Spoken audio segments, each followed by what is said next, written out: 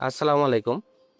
আজকে আমি যে মেডিসিনটি নিয়ে আপনাদের সামনে হাজির হয়েছি, সেটার নাম হলো ট্রায়াসিম ক্যাপসুল ২০০ মিলিগ্রাম, যার মধ্যে রয়েছে সেফিক্সিম টাইহাইড্রেট ২০০ মিলিগ্রাম।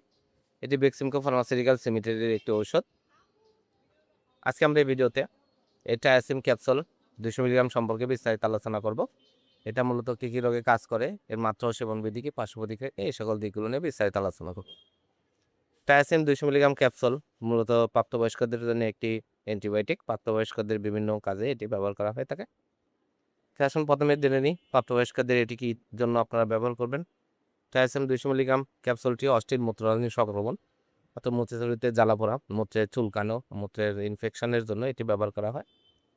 এছাড়া এটি অ্যাকুয়েট ব্রঙ্কাইটিস, ক্রনিক ব্রঙ্কাইটিস, নিউমোনিয়া, শ্বাসকষ্ট, হাঁপানি, অ্যাজমা জাতীয় রোগীদের জন্য খুবই কার্যকারী এবং ভালো কাজ করে থাকে টায়াসিম ২০০ মিলিগ্রাম ক্যাপসুল।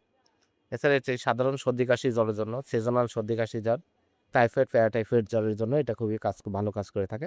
এছাড়া ব্যাকটেরিয়াল ইনফেকশন, কাটাঘা, শুকানো, এই সকল রোগগুলোর জন্য টায়াসিম ২০০ মিলিগ্রাম ক্যাপসুলটি অত্যন্ত জনপ্রিয় এবং ভালো কাজ করে থাকে।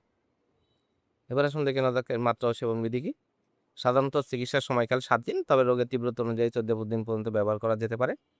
আর প্রাপ্তবয়স্কদের জন্য দিনে ২ টো করে ট্যাবলেট ক্যাপসুল সকালে এবং রাতে আপনার ৭ দিন থেকে ১৪ দিন ডাক্তারের পরামর্শ অনুযায়ী সেবন করাতে পারবেন। এবার আসুন দেখে নেওয়া যাক এর মাত্রা, এর পার্শ্ব প্রতিক্রিয়াগুলো কি। সাধারণত ওষুধটি শোষণীয়।